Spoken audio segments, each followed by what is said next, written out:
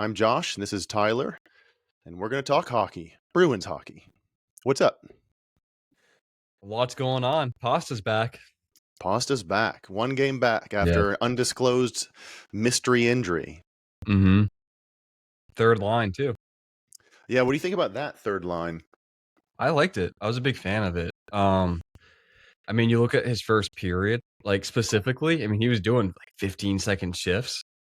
And I think that's was really smart coaching to put him on the third line to start it out because then you got your first line who's not limited to one of their guys getting off every 15 seconds. So they can go out, kind of do their thing and play it by ear while Pasta kind of eases into the game a little bit. So I liked it. Yeah, it's kind of like before Lindholm came back, Elias Lindholm. Mhm. We were kind of talking about that, like wondering if they were going to drop him down a line or two to kind of get him some Yeah. reps and ease him back in. Um, so obviously we're shoo-ins for the next coaching positions as they open up. Mhm. Uh, but I think, yeah, it was good. He did, like you said, he got some quick reps, and you could see a little bit of rust, but it looked like the entire team Yeah. had some rust the first period, Mhm. especially in their defensive zone. They were terrible. Yes. That was a very frustrating, gross first period. Yeah. And honestly, dude, I think that's a product of the coaching, but hear me out on that because I think our coaching's good, but this new coaching style or the new play style the Bruins are, adapting to right now is a lot more loose and a lot more like let the guys feel out the play. Whereas like historical Bruins are so rigid in player role, player role, player role. Whereas the Bruins now, I mean, you have guys on the third line who are getting like 5 shots, or guys who are actually getting good offensive time on the fourth line. So it's such more of a free flow team than we've seen in so long. I think things like that are going to happen where it's not as like penalized as it used to be under different head coaches. However, obviously last night ideally is an anomaly with all those turnovers in the beginning. I know that was super ugly, but I do think it's a product of how we're playing. Like sometimes that's going to happen. Hopefully, not everyone does it the same night again. But I think in a play style where you can take those chances, it's going to happen sometimes. And luckily, we're able to like turn it around by the end of the game. Yeah, it doesn't seem like it's a consistent theme. Yeah.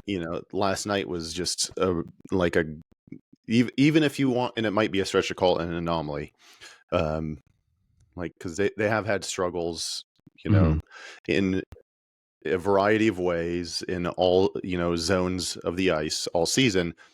But in terms of like how terrible last night was in the first period with just exiting the zone, it has to be a fluke. And of course they bounced Yeah. back. Second and third periods obviously were much better, and they ended up pulling out the win. But yeah, so I'm glad something either they had to refocus or recalibrate, or something was said Mhm. in that first intermission to get kind of their stuff together and figure it out, and they rallied and they looked a lot better. Yeah. And I think too, so in our defensive zone, you're right. Like we were being pretty careless. I mean, we were okay, so we'd have two defenders back and one guy forechecking against us. And instead of going up the boards and out or, doing a swing behind the net, we were passing it in front of our own net or trying to go cross blue line. And it's like, just what are we doing? And then in the offensive zone too, it kind of transitioned to that aspect where on the power play, we're doing behind the back passes to nobody on the point. So yeah, again, not to harp on it too much, but you're right. I think we figured it out, so maybe we don't need to put too much, stock Yeah. into that. But it was tough to watch. Yeah, it was pretty frustrating first period. But the bigger news of the day was, like we said earlier, Pasta's return. Yeah. Um, and down on the third line, which, is probably, thinking about it, it's probably the smarter move too, because you have, Middlestat a few games back and Arvidsson a couple games back. So it Yep. allows that second line to kind of reestablish the chemistry and re-gel, so to speak. Um, and the bottom six has kind of been a bit fluid. I think They're great, Esimont I think. was scratched, and so if they have the ability to like pick and choose who they sit, Mhm. and it doesn't really affect too much. And it ended up honestly working out quite well. You know, third line of Minton, Pasternak, and Husaninov. Like Yep. Pasta had 3 assists, Minton had 2 goals, Don't hate that. Husaninov had an assist. So they seem to produce even with Pasta's shorter shifts and less shifts. So that's kind of crazy. Do you think that was a result of Pasta on that line?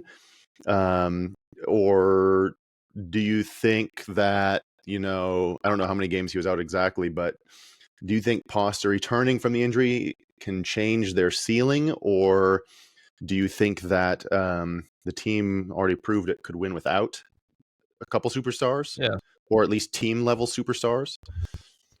I don't know. I mean, there's a lot to dig into with that. I think, just looking at playing with Minton especially, I mean, that's a guy who has he has 6 goals and 5 assists, right, in 31 games, but he's never really had an opportunity to shine before. I mean, this season, he's a young kid. I think he's 21 years old, but the most he's ever played in a season's 15 games where he got 4 points. So we don't really know what he's capable of. Like, we don't. I mean, he's still figuring it out at this level too. So give him a vet, especially a vet who's been on that team his whole career. He's always kind of been our go-to guy, right? So I think, of course, that's always going to help a young kid develop, especially when it's a veteran who's a lot more laid back than most veterans are in a leadership role. So I love it. I think that's good for development across the board. And, anytime you have one of the more elite, explosive players in the game playing with young guys, something good's going to happen. So that's my take on that. And I think, looking at the Bruins, yeah, we had some good wins without Pasta for sure. But I mean, if you're looking purely analytically at metrics, I mean, we didn't stand out without him. Actually, we almost went down in all metrics across the board when it came to scoring chances per game, power play, turnovers. I mean, we actually M looking at the numbers, we didn't play better without him, even though we were winning. I know you're gonna say he has a lot of turnovers, which he does. I know. But again, Of I think the course, that Bruins number put went down. yeah. But the Bruins, I think it was a lot more scrappy type of play without Pasta, where we need guys absolutely to score 1 through 3. And we even had guys on the 4th line score too. So I think that's not like hyper sustainable moving forward. I think we did very well without him, and I'm happy. That says a lot about our core, but I don't think that's something that's uber sustainable moving forward. And we need a guy like him to really hold down consistent scoring. Where we really only have 2 guys on the team, him and Lindholm, who are really throwing up a lot of assists right now. I mean, Pasta, look at him, right? I mean, 60 plus assists 2 years in a row, and he's on pace to beat that this season. So, I think he brings a lot to the game that um just it changes how people play us, right? I'll let you dig in here in a second, but like when we play a team and we can throw Pasta on the 3rd line and we still get, that many points on the board, that changes how they put their lines against us. They can't put out their 3rd line to give their top 2 lines a break against us because now we have 3 lines who are firing on net. So I think he's a total game changer no matter where you put him.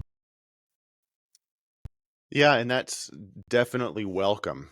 Um, Yeah. because I feel like historically, when we had, not to get too like nostalgic here, but when we had like Bergeron and Marchand on line, that was kind of like you could put anybody on their wing Mhm. or on that wing, and same kind of thing. So that would be amazing if Pasta, was amplifying whatever line he's on that much. That would be like an unbelievably useful thing to have in our corner.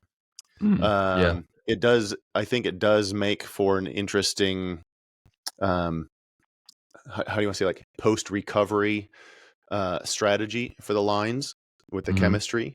Um, You know, obviously when Lindholm was out, they had Hustadinov on the first line, and he was up there for several games, and Yep.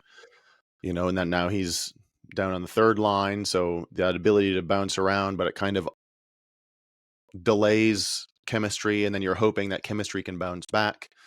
And now you have Pasta coming back after Steve's being on that first line for a number of games now, and that dude's killing it.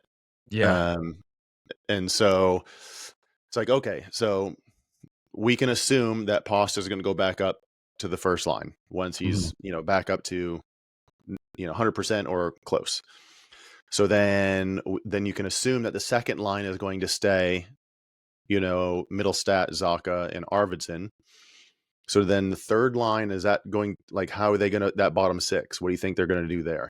My assumption is Steves is probably going to drop down to the wing with Minton, and it'll be Hustadinov or your boy. Asamont? Yep. Yeah.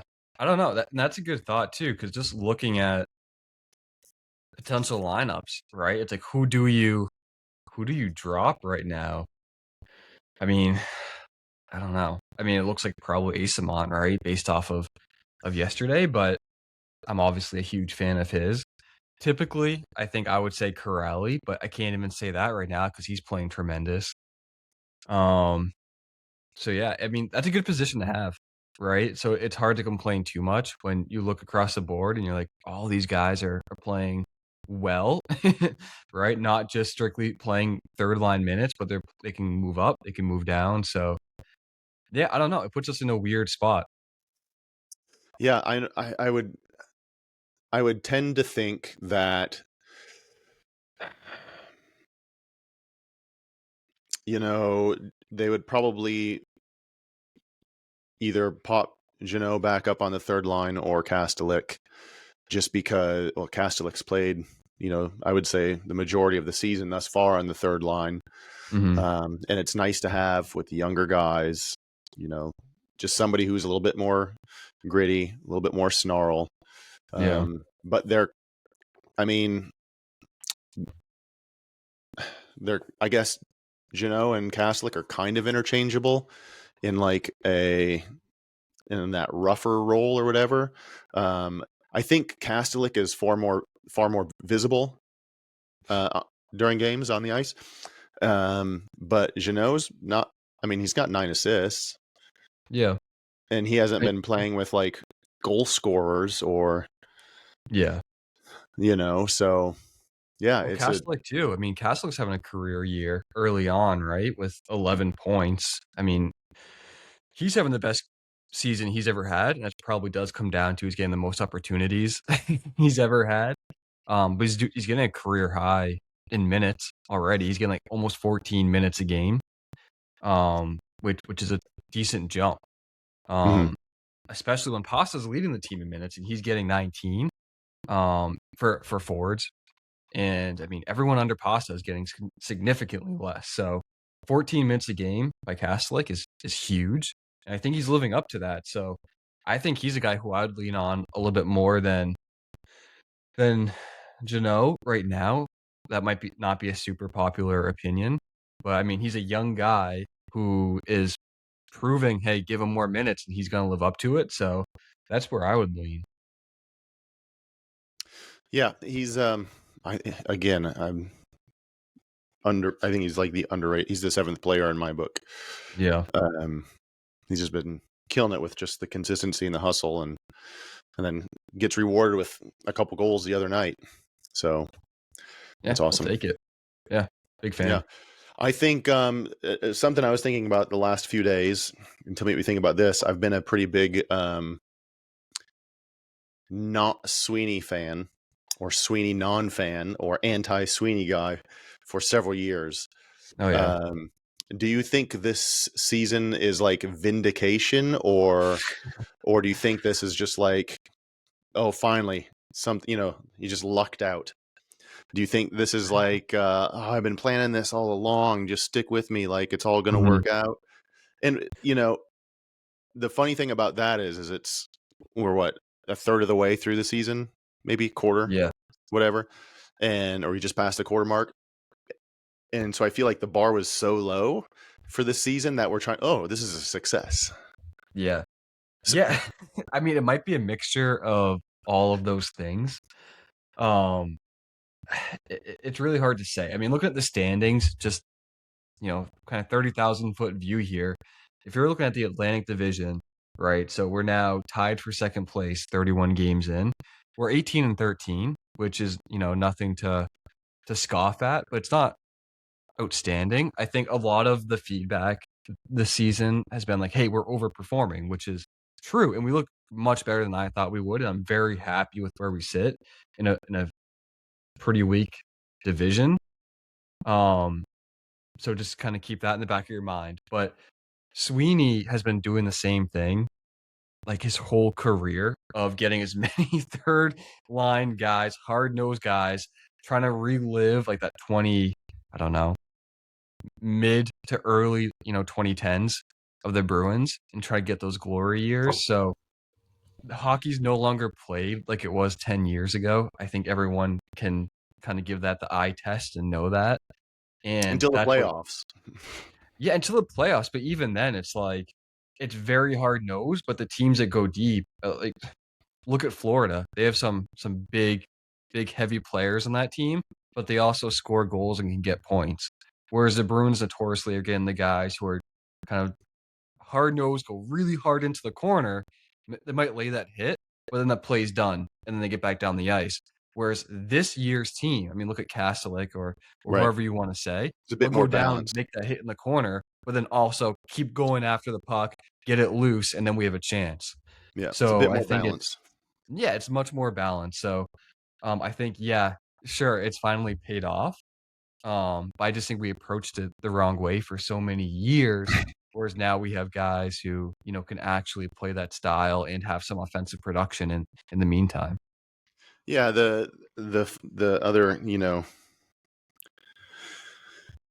kind of thought process there, or line of thinking there is well, how much of that strategy, or that methodology has been because of um, Cam Neely, and did he influence that? Everybody kind of it puts the blame on him for trying to maintain that big bad Bruins kind of Mhm. Yeah. build, and then like you said, it seems like we've been confused as what we want to do and where we want to go and who we want to be for a decade. Yes. And which ironically is about as long as Sweeney's been the GM. So I don't know if it's, if it's him, if it's Neely, if it's ownership, if it's all of the above, if he's just himself lost in it and doesn't quite know what he wants to do or how to do it or whatever. But I will say that this, in recent years, obviously, Florida has kind of been the blueprint for how you can have a decent regular season team and then, not only go deep in the playoffs, but go all the way. Yeah. And I feel like, one, I don't know if that's going, is that like the long term now? Is that the future of hockey? Is like that balance kind of, I wouldn't call them a heavy team. I would just call them like they they they hustle and they follow through on plays, and they've got a good balance of um, slightly above average players. Yeah. Who are That not one dimensional, right? right. Um, and is that the future?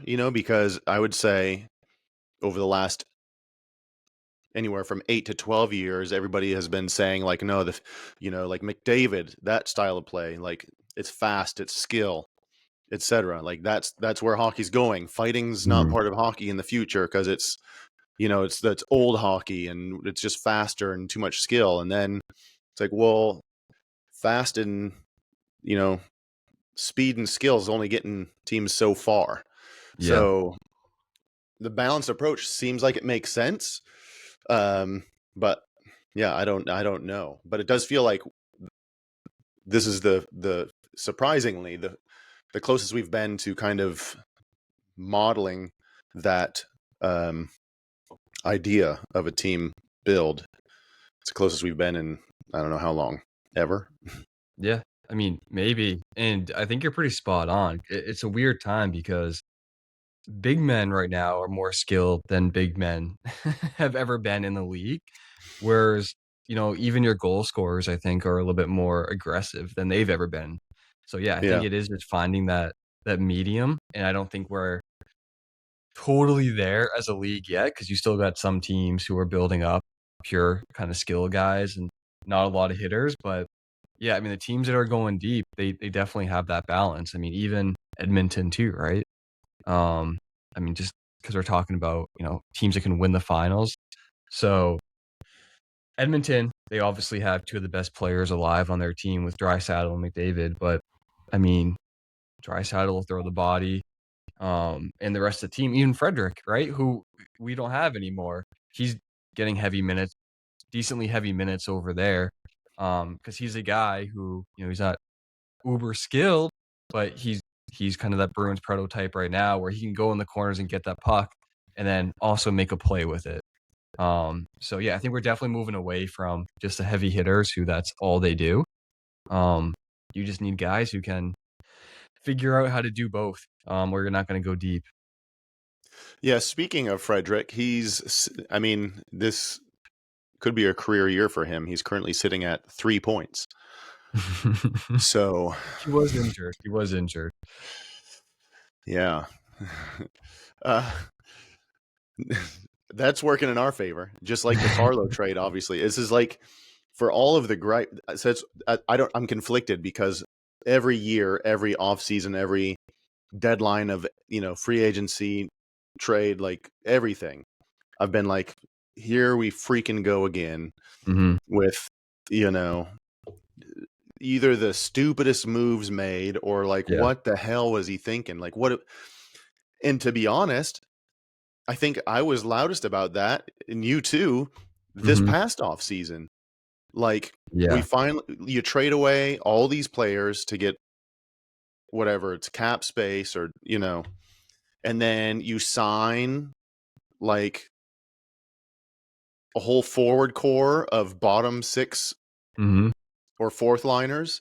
Yeah. Like you friggin' idiot. Like what are you doing? Like are you Yeah. tanking us even more? Like there's no future here.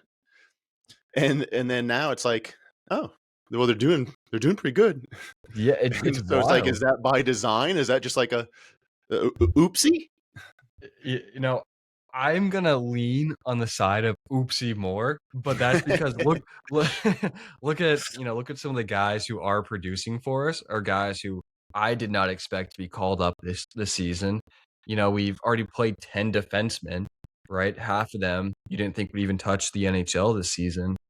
Or even next, probably. So I think everyone's just really buying into the new coaching system, which is awesome. It's a lot more fluid than it's ever been, like I said in the beginning of the talk. So I think a lot of it comes down to coaching and um Serm just knows what he's doing with this core of guys. So we'll take it. Yeah, I would say honestly, a lot of it is it just kind of it was like a perfect storm, I think, and we talked about this maybe in the first pod about um the the not strategy, but this transitionary retool Hmm. of being a reestablishment of a new culture. Yep. And I think it worked out where the guys we got, the Janos, the Corrales, etc. Those, and then just having the people that we did have, like Zadorov, um, and then by happenstance, and I mean, you could kind of say luck, but having a handful of these young guys get opportunities, um, mixed with having a new coach that is comfortable with youth Hmm. and not creating an atmosphere of unnecessary overpressure, um, and making them feel welcome and part of the big picture. Like creating that culture, I think has done a huge amount of, has had a huge benefit on the success they've had. Obviously, it's not purely based on skill. Yeah. Obviously, it's not like, we went and got the cream of the crop guys. But at the same time, isn't that kind of what Florida has been enjoying the benefits of for the last several years too? Is they got those, you know, they're not they're not diamonds in the rough that you just need to Mhm. uncover. It's just, you know, people or players that will play hard and they'll buy in, and you create an atmosphere and a culture of, you know, buy-in. And Yeah. And a lot of homegrown guys over there too, especially, and I think that's what we're looking like this season, and, for the I first mean, time ever. honestly, and that's so big because your budget only stretches so far too, so if you're going out there and all the talent you're putting on the ice and all the talent that you're really relying on, um, is guys you're going out and paying, you're only gonna go so far. So this is a really good, look for us moving forward of having these kids who are getting their shot and living up to it and being in a system where it's okay to make those mistakes. They're not getting heavily penalized for it. So even if they do get sat for a couple games like Lorai, he's coming in, he's still playing his game. So it's not deflating them when they make those Mhm. mistakes. So I love it. And speaking of young kids, look at Mitten. So he has 15, no, 15. 6 goals this season. Um, I think, what do you think? Realistically, could he hit 15 goals? Like, do you think that could happen? Yeah, I mean, I was kind of um singing his praises, I don't know, month and a half ago.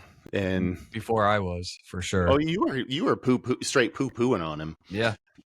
and and I was like, well, I think his ceiling isn't super high. I think he's a great fit for a third line center. If there's an injury and he could bump up, to second or first, depending, kind of Mhm. like Kustadinov did.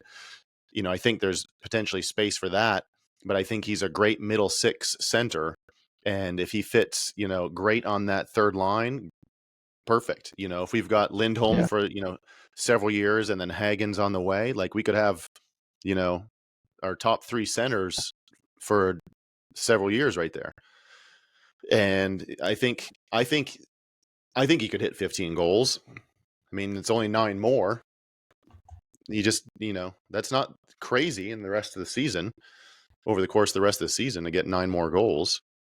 No, it's not crazy. I mean, looking at, He's got a good shooting, shot, his you shooting know. It, percentage is a little higher right now. I mean, it's gonna go down, and he's not, but yeah, I mean, you're right. He probably can, but even so, I mean, look at getting him. How big of a win is that for us as Bruins fans to get a guy like that who expectations might not have been super high, at least not right away, and getting 15 goals in a role like his, that's huge. I mean, he's done nothing really since, I mean, he's still very young, but he's done nothing really since his like WHL days.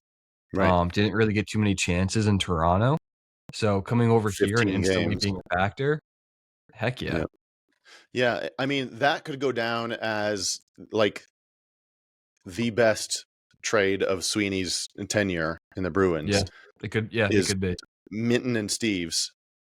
He pulled, you know what I mean? Like, I well, wasn't expecting this from either of them, especially Steve's. He's blown my mind, and he could have 4 plus more goals than he has right now. He's been robbed a few times, but a lot of he has bars. that Yep. is that little toe drag he's got, and I mean, he got a quick release. I'm He's loving it. got good IQ. He like really Yeah. positions himself really well, which is great for, any line.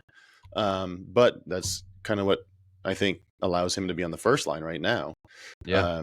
Because he contributes, and he's just putting himself in good positions.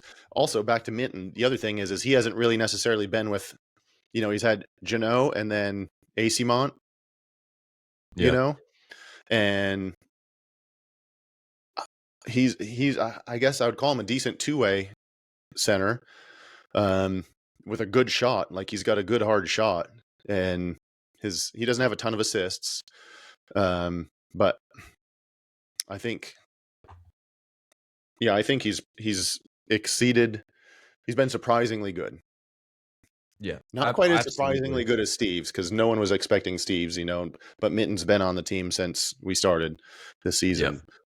But yeah, I think I would like to see he and Steve's play on the same line for a bit just to see if there's anything there, you Yeah. know, because I think they Yeah, have a I wouldn't similar mind that play either. style. I think Steve's is a bit quicker, but I think they have a similar play style. Yeah, I mean, you got 19 points between the two of those guys right now, which I'll take. Steve's 8 points in 15 games too. Yep. So, I mean, they're both pluses. That's one of the biggest things too. Guys who are not haven't really had the opportunity to prove themselves until now, and they're both in plus territory on a team that all season has been kind of looking in the negatives all year until like the last couple, maybe the last 3 games. Yep. So yeah, I'm super happy with it, and I'm kind of eating a slice of humble pie when it comes to them. I would be okay with them.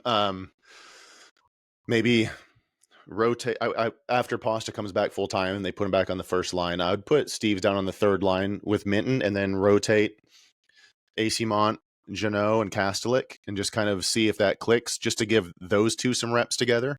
Yeah, Um, and I think that still allows you to have like a fourth line of Corrali and then two of those other three. yeah, no, spot on. And I was trying to rack my head around it a little bit. I'm like, well, can those guys get some playing time on the second? But if you asked me that 10 games ago, I'd say heck yeah. But right Mm-hmm. now, I mean, Middlestat, I'm happy with him. I Yeah, mean, goodness Zaka, gracious. yeah, I'm so happy that that's not like terrible because yeah, after kind they of, signed that contract, I was like, yeah. Oh yeah, you and everybody else. I don't think swing anyone was move. super thrilled about it. Yeah. But I Lock mean, him he up for started off 10 rough years with a too. full no move. He started off really rough. He's figured it out for sure. I mean, even Zaka, he's playing better than I was expecting from him this season. And Arvidsson, I like him, and like I've said every time we've talked, I think he's a really good move piece. But I've Yeah. liked him on the second line too right now, so I don't hate keeping him around. Yeah, I think they'll likely move him at the deadline. Yeah, they're That they're definitely gonna wait at this point. yeah, if I had to bet though, they'd put him. I think he'll get moved for something. They'll get something from him. I mean, he's playing pretty well.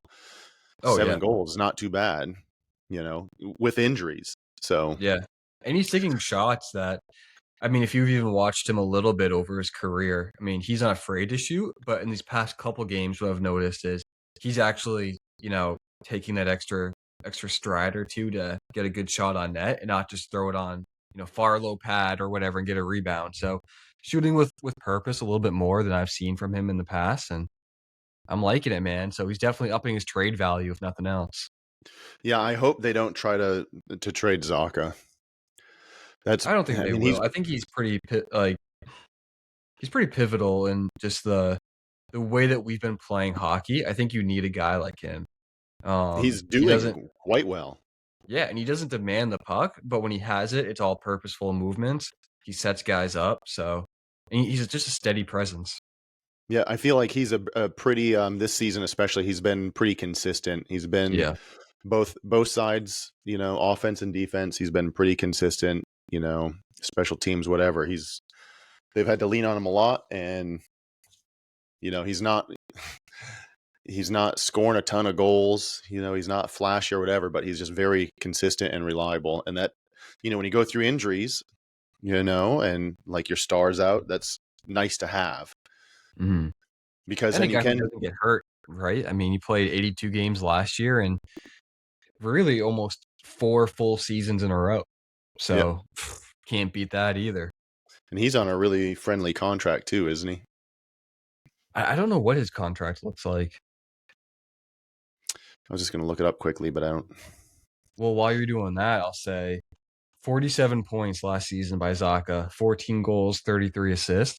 this season, 30 games, 22 points. So, I mean, you look at 60 games, he could be passing what he got in 80 games last year. So, I'm loving it, all while playing less minutes than he did last year too. So, Yeah, super happy with him. yeah. Yeah, so we got Winnipeg tonight. Mhm. I It's gonna be saw a I good didn't matchup, see I any. think. What's that? I think it's gonna be a good matchup. Yeah, I didn't see any practice lines yet for this morning to kind of see if they're going to keep things the same as the last game. Yeah, I don't know. But I did see that McAvoy was a game time decision. So Yeah, I've been hearing different things though. Like I saw that, but I've also heard other people saying that it'll be like within the week, but there's still no time frame. So I don't know what I believe, but I don't know. yeah, I And mean, I don't we think get a there's good any. break after this game, What's that? right? Till We don't Sunday? play again till Sunday after this. So Yeah, yeah. I don't necessarily. I don't feel like they need to rush him back. no. Um, and I haven't. I never saw exactly what his injury was. Um, and looking at it here, they got the five injured players, and they've got Mhm. McAvoy's injury type listing of face. So I don't. I mean, his face has hurt me in the past too, but I Oh, don't quite here we know. go. I don't quite know if he broke his jaw or. I think he fractured it, right? Well, I don't know. I didn't see. Well, that's what I I thought I didn't hear saw. any like official label. Yeah. It was just obvious. Yeah, he had surgery. I mean, I guess you could assume that there was a fracture with the injury and whatever. And I guess he lost 20 pounds wicked fast, and then he's gained half of it back already. So it's Yeah, like, how do no you gain it solids back? for a Well, while. because it's liquid diet. But how do Yep. you gain it back so quickly? He's just ballooning up. It's I all think going to that's his just face. that's just him. He retains it. Yeah. You just got a swollen face syndrome. But look at this. So if we go to Winnipeg, or well, yeah, Winnipeg before our long break, they're 14 and 14. So on paper, right, that's not a super hard game. And they really have one guy who's leading every category for him, which is Shifley. Shifley. Yeah. But so where are the numbers here? Yeah, so power play, they're not far behind us. They're 20%, we're 24. PK, we're 82, so we're top half in the league on PK and power play. They're at 80. So they're right there too. Face-offs, identical. Goals for, we're a little bit better, but we're also, I think, top 5 in the league in scoring right now. And goals against, we're not too far off either. So it could be a high scoring game. I don't know. I think it also depends who's in net tonight. Have we named that? Yeah, I don't think we have. No, I could see them playing Swayman though with, Yeah. a couple days off coming. I was kind of thinking the opposite of where a couple games off. So when we come back Sunday, I could see Swayman getting back into it all rested. Where if Corpusalo doesn't play tonight, I mean, his break just extends and extends and extends. Yeah, that's So valid. I don't know. I mean, either way, right? There's different ways to look at it Yeah. I mean, who knows? They could start Corpusalo and then swap them out midway through because because it'll he's a be sieve. 5-2 at that point in Yeah. the first period. Yeah. Um yeah, in Winnipeg's 2-7 their last 10, Yeah. 2-7-1, but so I they're mean, we're not a better team, I necessarily. think, for sure, but they're definitely a little bit more dangerous than they look like record-wise. Yeah. What do you think early part of the season here with Marco Sturm and was it Jack Adams? Do you think he should be considered at this point? Maybe. I don't know. It's hard to say because there's a lot of teams out there right now that are performing over expectations, whereas I don't know if the Bruins are doing what some of these other teams are. However, if you can really break down the roster and the injuries and changing a whole system of a franchise that's had the same on ice system for well over a decade. Yeah, I mean, very, very impressive stuff. So I could see it happening, sure. I mean, definitely in the running. I think I'm blanking on his name, the Ducks coach. I think he could be up there too, but yeah, Emilio I could see his Estevez? name being tossed around. Yeah, I think he should. If he were to take votes right now, I could definitely see him being top 3 finalists or something, just Yeah, because, especially after last season, to this season. So yeah. I mean, yeah, you're right. From the jump from season to season, you change, like I said, change the whole system, and now you're tied for second in the Atlantic with having stars out for a big portion of the season already with McAvoy, Pasta missing time. So, yeah, yeah, you're probably right. it'll be interesting. Yeah. I mean, I'm happy we're even having that conversation, right? I mean, Tied for going into second in this the season, division. yeah, I mean, going into this season, I would not expect these podcasts to be, as positive where they are. So Yeah, they would sometimes you just probably gotta involve roll much with more it. drinking. Yeah. Yeah. Uh, Anything else you wanted to touch on? No, I mean, I think that's it. I'll be interested to see how we attack this game and, coming back from the break if we come out, super fresh or if there's some rust after that. So, Who's lots to look that? forward to. Who's the game after tonight? Game after tonight is Wild. Yeah, the Wild. So, I don't know. I mean, Kaprizov, I think he's one of the best goal scorers in the league. They got actually they got some injuries over there right now too, if I'm remembering right. So, I don't know what that's going to look like after the break, but they're another team that can put points up on any given night. So, it'll be interesting. Yeah, they've got a few. Marcus Foligno, Marco Rossi, I'm a Zuccarello. big Rossi fan. You are? Yep. Yeah, he was in the rumor mill last year or the Yeah. year before, I think. Yeah, just like it's like such a Boston thing too for every franchise within Boston. It's like if you're any mid-level or higher name, you've been in some kind of rumor to come here, but it won't happen. Yeah, I mean they've got some talent though. So that'll be interesting.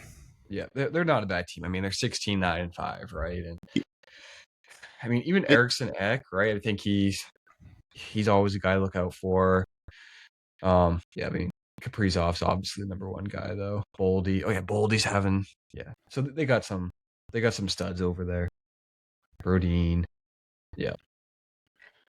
I mean, who's the goalies for speaking of the Jets tonight? Connor Hellebuck's out. I don't know if he's coming back tonight, but he's been injured right before Thanksgiving. They put him on injured reserve, so Yeah, I don't know who they're gonna. if it's their backup here, Eric Comrie, he hasn't been. They've had a few guys play net too, so I I don't know. I mean, I think no matter who it is, like we got an opportunity to put up good numbers on them. I mean, just looking at them defensively overall, no matter who's in net. So we'll see. I don't know. I think a big part of it's going to be where's Pasta tonight, and if McAvoy's playing, but I'm going to say he's not. But there's some caveats to it. Yeah, I wouldn't. Like I said, I wouldn't rush it because you got one game and then a couple days off. Just it's not going to hurt. Yeah, get him some practice. That's great, but I wouldn't. Mhm. Doesn't make sense There's, to rush him yeah, back. there's no need. No. Yeah, they're playing fine without him. You would say that. But Anyway, it'll be interesting to see how the lines shape up tonight, and then obviously what the results are. But we cool, shall see. cool, awesome. We'll have another one of these next week. And as always, like, comment, share, subscribe, all the above. Let us know what you want to hear about next time too. We're always looking for topics, so let us know or tell us where we're wrong. I know Josh has probably been wrong on quite a few things, so tell us in the comments. That's probably right. You would say that too. Yeah, yeah. All righty. Well, until next time, thanks for watching. See you guys.